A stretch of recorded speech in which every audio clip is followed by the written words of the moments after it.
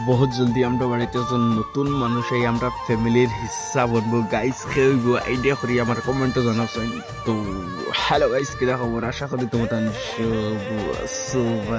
নতুন মানুষগুলো বাড়িতে আনবার আগে তোরা বাড়িগুলো সাফ সুতরা করতে লাগে সো আমি ওগু করবার লাগি বাঁশ লই দিছি সাইডে সাইডে বাড়ির বের দেওয়া হইব সো দুইটা প্লেট লই নিলাম বাঁশ কাটবার লাগে আর ফাইনালি বাড়িতে গেছি আইয়া জঙ্গল দেখতে পারে রাস্তা বাড়ির জঙ্গল হয়ে গেছে তো আমি সব লিয়ে এটা সাফ করি নতুন মানুষ বাড়িতে বুঝরাইনি মনে হচ্ছে এমনি ভর্তি লাগে